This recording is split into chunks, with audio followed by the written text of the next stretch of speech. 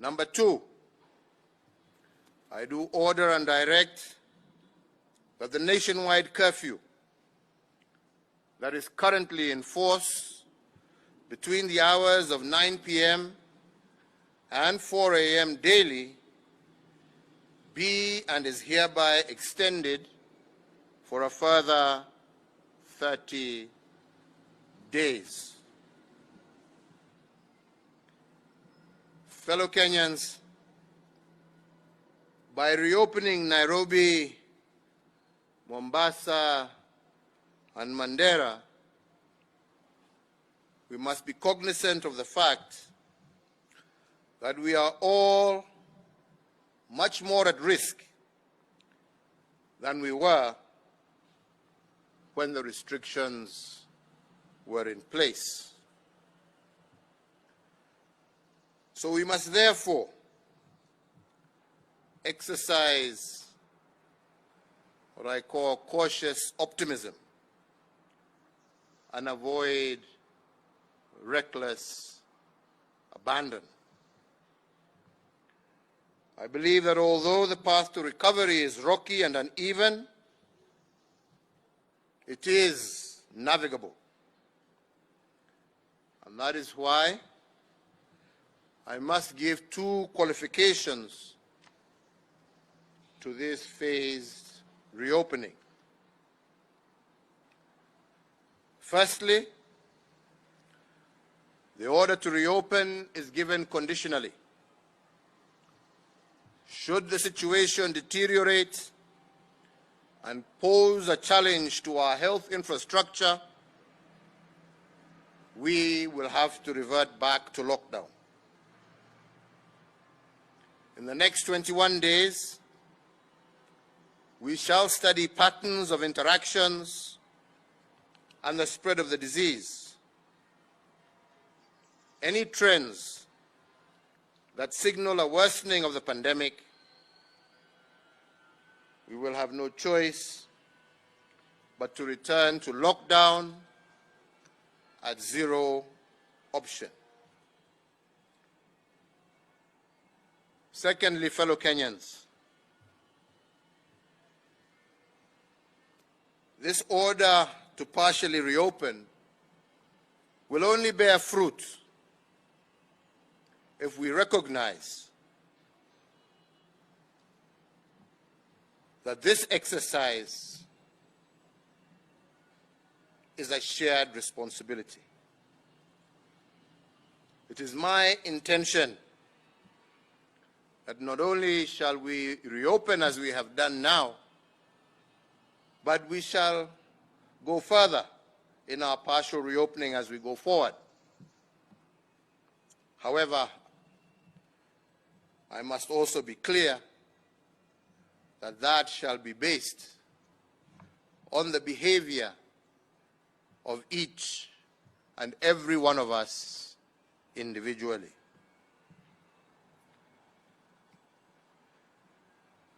So therefore, fellow Kenyans, to reopen and to remain open, you must become your brother's keeper. You must become your sister's keeper. While the government will no doubt do its part to achieve this desired wish of remaining open, you, my fellow citizens, must also do what is expected of you personally in order for us to achieve it. This, therefore, is not just a call to reopen our country, but it is also a national call to civic responsibility. And on this, I must further add that civic responsibility is not a demand placed on self or on the individual by the state. It is not a demand that the state can enforce. It is therefore a duty that you individually owe your fellow countrymen for coexisting with them. It is a voluntary act of goodwill expressed to your neighbors in good times and in bad times. It is a civic duty to defend and protect yourself, your family, and the environment that nurtures you. My national call to you all, therefore, is to minimize unnecessary contact and movement. I encourage all Kenyans to consider delaying non-essential up-country travel. But again, that is voluntary. And I encourage you to exercise extreme caution and fidelity to the correct usage of face masks, hand washing, sanitizing, physical and social distancing, and also your individual concern for the health, especially of the elderly and those who have immune depressed systems, people who are much more susceptible to get a serious case of COVID-19. And you must always remember that there can be no unbearable responsibilities in the face of a crisis as we are in. Going further, and again with the advice of the National Security Council and the National Emergency Response Committee on the coronavirus pandemic, I also further order and direct the following phase measures. That places of worship will commence phased reopening for congregational worship and public, that is, individuals can attend worship, in strict conformity with all applicable guidelines and protocols, including the self-regulating guidelines that have been developed by our friends of the Interfaith Council, protocols and guidelines that I have received from them today. And to mention but a few, that the guidelines issued by the Interfaith Council, only a maximum of 100 participants will be allowed at each worship ceremony, which should not take more than an hour. That Sunday schools and madrasas shall continue to remain suspended until further notice, and in-person worship shall not include congregants under the age of 13 or above the age of 58, and shall neither include persons with underlying health conditions.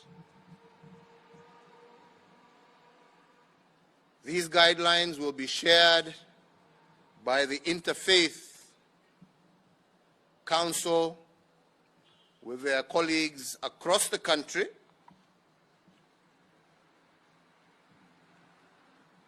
and we have said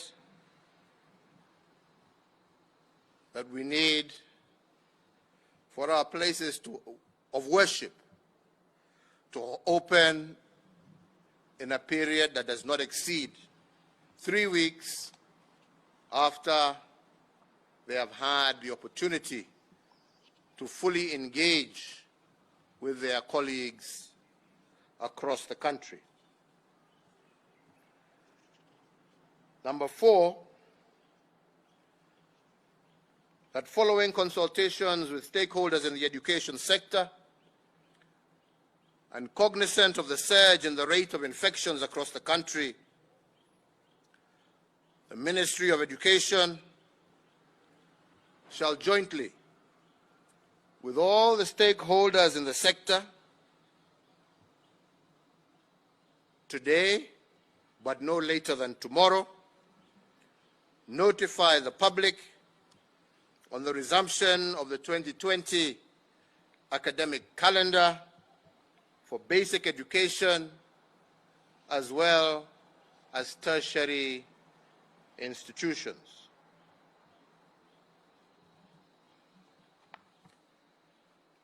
Number 5, that conscious that movement of people is in itself a catalyst for the spread of the disease, there shall be no movement of public transport vehicles into and out of areas previously under cessation of movement restrictions without the public transport providers being compliant with all protocols developed by the Ministry of Health.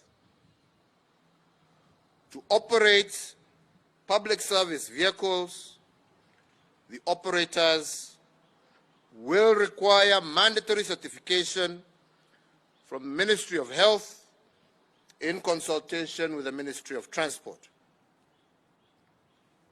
Number 6, that local air travel within the territory of the Republic of Kenya shall resume effective Wednesday, the 15th of July, 2020, and again in strict conformity with all applicable guidelines and protocols from both the Ministry of Health and our civil aviation authorities.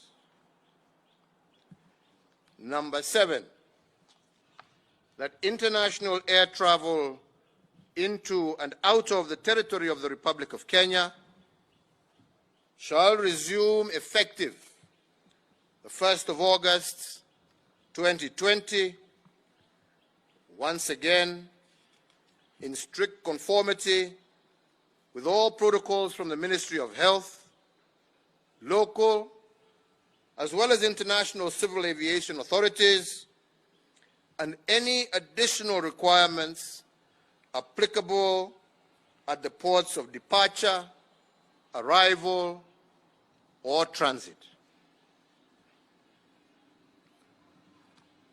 Number 8, that the prohibition against social and political gatherings of whatever nature is extended for a further period of 30 days. Number 9, that the restriction of the operation of bars to takeaway only and the restriction of the number of persons who can attend weddings and funerals is extended for the further period of 30 days. And 10, that the Ministry of Health, in conjunction with the Ministry of Industrialization, Trade and Enterprise Development,